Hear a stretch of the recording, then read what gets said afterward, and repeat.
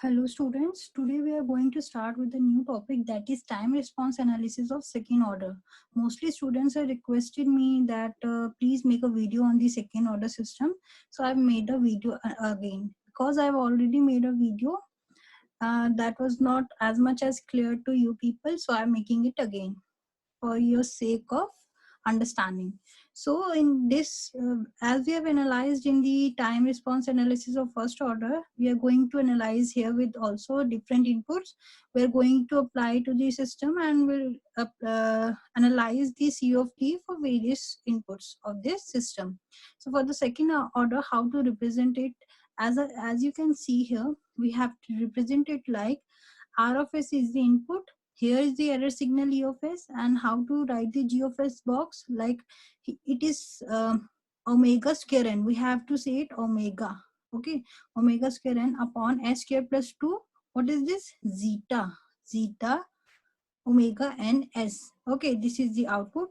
I just want to clear one thing, that why we have taken this root blank, because whenever this there's a diagram like this, whenever nothing is given here, we always denote like 1. So here the feedback signal is denoted by 1. Okay, have you understood? This is known as omega. We will now onwards we will say it omega, and this is denoted as zeta. So please remember these notations. For the second order system, we will raise the closed loop transfer function of second order like that. How it came? So see that for transfer function, we use C of S upon R of S, the ratio. So this is the G of S upon 1 plus G of S into HS of.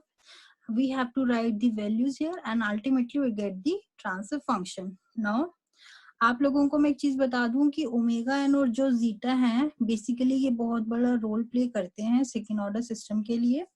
Okay और यहाँ पे जो omega है वो basically जो है वो है नेचुरल फ्रीक्वेंसी ऑफ ऑसिलेटर, और अनडैम्प्ड या नेचुरल फ्रीक्वेंसी कह सकते हैं हम उनको. ओके एंड इसको हम इन सेकेंड ऑर्डर सिस्टम, इसमें 100% ऑसिलेशन हम इसको कह सकते हैं इसमें होती है.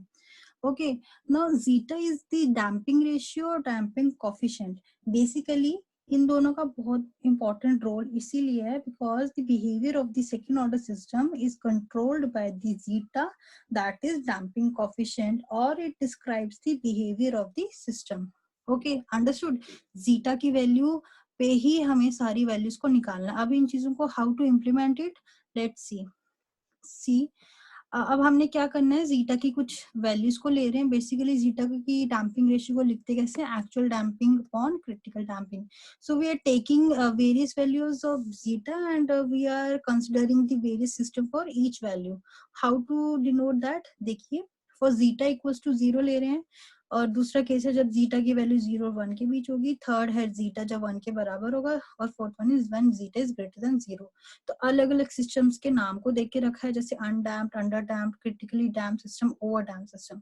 ये होते क्या है, इनके नाम, ये नोटेशन ऐसे दिए क्योंकि ये it depends only on the value of the zeta. अगर जीटा का बिहेवियर बताएंगे कैसा है.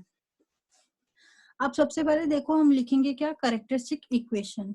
ये जो लिखी है ना मैंने करेक्टरिस्टिक इक्वेशन, ये है क्या, बेसिकली कहाँ से आई.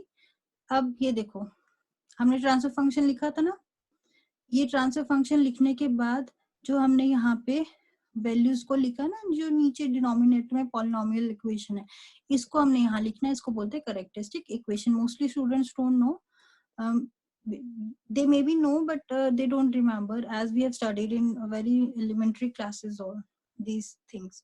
Okay, अब हमने क्या करना है, अब हमने इस इक्वेशन के रूट्स को निकालना है. अब आप लोगों को बेसिक कंसेप्ट तो पता ही है रूट्स निकालने का. मैंने फिर भी यहाँ पे I mention each and everything how we going to do this. Okay, I have divided the equation A B C, like जैसे हम लोग करते हैं ना, एस के कोफिशिएंट्स को इस तरीके से लिखते हैं, जितने ज्यादा कोफिशिएंट्स तो एबीसी करके, उसके बाद हमने ये फॉर्मूला लगाया minus B plus minus under root B square minus 4ac upon 2a.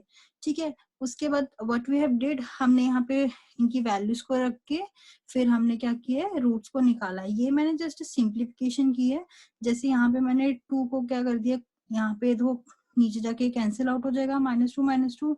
उसके बाद हमने क्या किया है, ओमेगा एन को यहाँ पे हमने मतलब आई थिंक कॉमन ले लिया. उसके बाद just simplification part you have to do and then will get the roots. Okay, I will suggest to yourself only, otherwise you will get confused where the things will come from. यहाँ पे देखो 2 omega N कैसे आया, यहाँ पे हम 4 omega n square को लिख सकते हैं इस तरीके से 2 ओमेगा एन का स्क्वायर, क्योंकि जब यहाँ पे 2 इंटू 2 हो जाएगा 4 हो जाएगा 4 ओमेगा एन स्क्वायर, इसीलिए हमने थोड़ी सिंप्लीफिकेशन के लिए ये प्रोसेस को लिखा है ताकि will get the roots easily. Now will check the roots for the above system. हम कैसे करेंगे, सबसे पहले हमने जो ऊपर जीटा की वैल्यूज लेके रखी है ना, ये अब हर एक वैल्यू के लिए हमने रूट्स को चेक करना है और सिस्टम देखना है कैसा आता है, रूट्स के बिहेवियर को देखना है, रूट्स कैसे आते हैं. तो व्हेन जीटा इक्वल्स टू 0, अब हमने रूट्स क्या लेने हैं, s1 s2 इक्वल्स टू 0.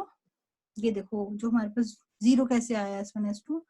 अब आप देखो यहाँ पे जीटा है ना, जीटा ओमेगा एन, s1 की वैल्यू क्या है minus zeta omega N, s2 की वैल्यू है यहाँ पे आ जाएगा हमारा omega N zeta square minus 1 का स्क्वायर. इस तरीके से देखो आप, 0 इसलिए आया क्योंकि अगर ओमेगा इंटू जीटा करेंगे वो 0 आ जाएगा.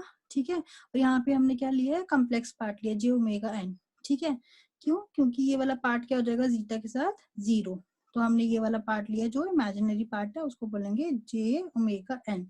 तो इसीलिए हमारे पास जो रूट्स होंगे वो क्या बन जाएंगे, अब प्लस माइनस जे ओमेगा एन. तो हम कह सकते हैं जब जो ये आप लोगों ने कॉम्प्लेक्स सिस्टम में पढ़ा है, जब जैसे जिन लोगों ने नहीं पढ़ा है तो मैंने शायद एक वीडियो शेयर की थी आपके ग्रुप में जहाँ पे रूट्स के बिहेवियर को कैसे प्लॉट किया जाता है कॉम्प्लेक्स नंबर में, वो मैंने बताया था. So please go through that video, otherwise you don't know how we plot the how we find the nature of the roots and how to plot it. Okay, यहाँ पे हमारे पास क्या आ रहा है, यहाँ पे जो सिस्टम है हमारा वो बता रहा है कि जब इस वैल्यू के लिए जब रूट्स ऐसे आ जाए तो हमारा सिस्टम क्या बन जाता है, अनडैम्प्ड सिस्टम, क्योंकि जो रूट्स हैं वो प्योरली क्या है, इमेजिनरी. ओके, नेक्स्ट आप देखो जीटा इक्वल्स टू 1 है, तो हमने 1 डालना है s1 s2 के रूट्स की वैल्यूज में, तो हमारे पास अल्टीमेटली आ जाएगा माइनस ओमेगा एन. जब इस तरीके का बिहेवियर हो तो हमारे पास इसका मतलब जो हमारा सिस्टम है वो क्रिटिकली डैम्प्ड है. इसको क्रिटिकली डैम्प्ड बोला जाता है, क्यों, क्योंकि जो हमारे रूट्स निकल के आ रहे हैं ना इस नेचर के, they are purely real. Third one is when zeta values belongs between 0 to 1. ये वैल्यूज को हम डालेंगे, यहाँ पे मैंने प्रोसीजर दिए सिंप्लीफिकेशन का. इसको डालने के बाद हमारे पास जो सिस्टम की बिहेवियर आएगा ना वो आएगा अंडर डैम सिस्टम. क्यों, क्योंकि जो रूट्स हैं वो complex conjugate to other one है. कम्प्लेक्स कंजुगेट तो आप समझते हैं ना, कम्प्लेक्स नंबर में जो हम पढ़ते थे कंजुगेट टू ईच अदर जैसे हम लिखते थे वही है. तो fourth one and the last one cases जब हम ग्रेटर देन 1 डालेंगे वैल्यू को. ओके, तो फिर हमारे पास क्या रूट्स आ जाएंगे, जैसे s1 s2 आ जाएगा हमारे पास minus zeta omega n plus minus omega n under root zeta square minus 1. For this system overdamped system, इसके लिए सिस्टम हो जाएगा ओवरडैम्प्ड और हमारे रूट्स क्या हैं, कॉम्प्लेक्स एंड रियल. मीन जो रूट्स हैं वो जो हैं वो रियल तो हैं बट हमारे पास अनइक्वल है. यहाँ रूट्स नहीं, रूट्स आर अनइक्वल. ये देखो टैबुलर फॉर्म में दे दिया मैंने, सारी वैल्यूज इकट्ठी हैं, कौन कौन सी वैल्यू के लिए क्या क्या चीज आ रही है. Okay, just go through it. अब देखो अब हम क्या करने वाले हैं, जैसे हम फर्स्ट ऑर्डर में रिस्पांस पढ़ते थे ना हर एक के लिए, जैसे हम यूनिट इम्पल्स लगाते थे, यूनिट रैंप लगाते थे, and we'll observe the C of T for various inputs. यहाँ पे भी हमें वैसे ही करना है, बट यहाँ पे करने का प्रोसेस क्या है, जैसे सपोज हम यूनिट स्टेप सिग्नल की इनपुट के लिए लेंगे एंड ऑब्जर्व करेंगे सी ऑफ टी. यहाँ पे हमने जीटा की हर वैल्यू को के लिए यूनिट रैंप सिग्नल को चेक करना है, 0 1 2 3, तो सभी जितनी भी वैल्यूज नहीं है ना, चारों की चारों वैल्यूज के लिए हमें यूनिट स्टेप सिग्नल को चेक करना है, यूनिट रैंप सिग्नल को करना है. आई थिंक यूनिट रैंप तक ही आपके बुक में दिया हुआ है, तो मैंने यहाँ पे यूनिट स्टेप्स इनपुट को करके दिखाया है. आई will share the pictures of remaining one. Okay, for the second order system आपको पता है ट्रांसफर फंक्शन इसी तरीके से लिया जाता है. ओके, तो अब हमने क्या करना है, पहला सिस्टम निकालेंगे अनडैम्प्ड सिस्टम के लिए, व्हेन जीटा इक्वल्स टू 0. अब आप देखो यहाँ पे अब 0 पुट कर दो जीटा की जगह, क्या वैल्यू आई, omega n square upon S square.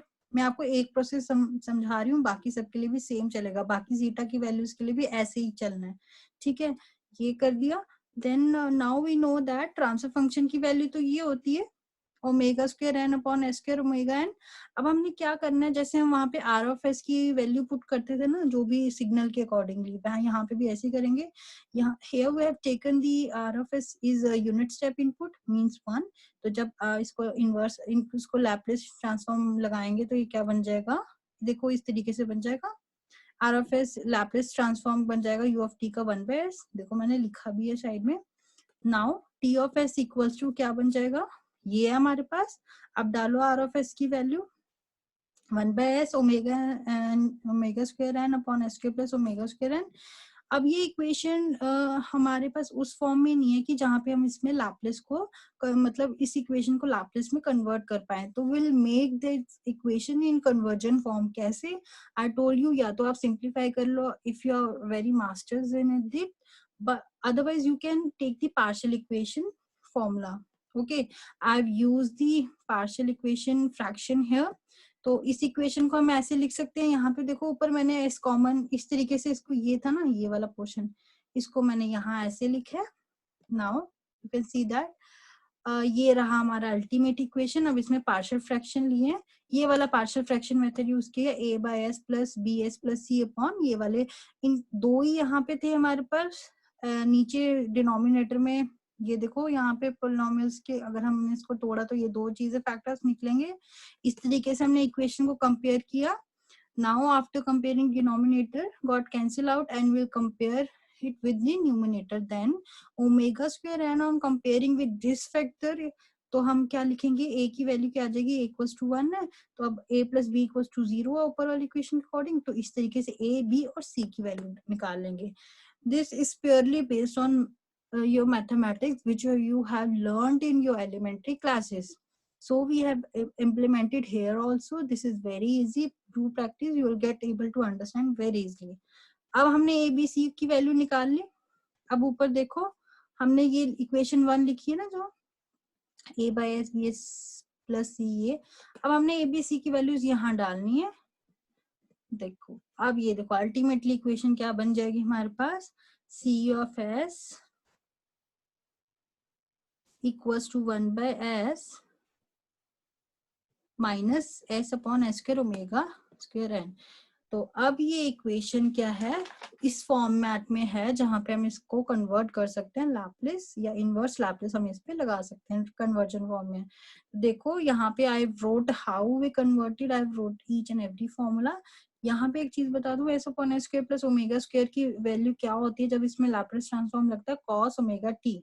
ठीक है, तो इस तरीके से वैल्यू लगा के हमारे पास ये वाली वैल्यू आती है, एंड इसकी प्लॉटिंग ग्राफ में इस तरीके से होती है। तो अभी हमने निकाला फॉर जीटा इक्वल्स टू 0, इसी तरीके सेम प्रोसीजर से हम निकालेंगे फॉर जीटा इक्वल्स टू 1, मतलब सारी जीटा की वैल्यूज के लिए निकालेंगे। ठीक है, मैंने यहाँ पे सारा प्रोसीजर नहीं किया, सेम प्रोसेस रहेगा, आप सब खुद निकालना। बट यहाँ पे मैंने जीटा की वेरियस वैल्यू के लिए अल्टीमेट वैल्यू लिख दी है कि क्या आएगी। ठीक है, और इसकी प्लॉटिंग कैसी होगी for critically damped system, for underdamped system, underdamped system, critically damped system, overdamped system, ये वैल्यूज आएंगे एंड इनकी प्लॉटिंग लिख दी है। सेम प्रोसेस रहेगा। सबसे पहले आपने क्या करना है, सपोज आप जीटा की वैल्यू ले रहे हो, आप यहाँ पे सपोज यहाँ देखो ऊपर, हाँ जीटा की वैल्यू 0 थी, अब आप सपोज यहाँ पे वैल्यू ले रहे हो जीटा की 1 डालनी है। इसके लिए आपने फिर इक्वेशन ऐसे ट्रांसफर फंक्शन लिखना है, फिर अपना यूनिट स्टेप इनपुट लगानी है, फिर इसको कन्वर्जन फॉर्म के लिए इसकी पार्शियल फ्रैक्शन निकाल के इसकी कन्वर्टेबल फॉर्म लिखनी है, फिर जो वैल्यू आएगी उसको फिर कन्वर्ट करना है इनवर्स लैप्लेस में, देन प्लॉट करना है। तो मैंने ये वाली प्रोसेस यहाँ लिख दी है, तो आप लोग प्लीज इसको देख लेना। Okay, and match your answers with it. Same हम रैम्प यूनिट रैम्प सिग्नल के साथ भी करेंगे। So I will share the pictures of this solutions as soon as possible. So thank you, I hope you have understood this, and thank you for watching this video.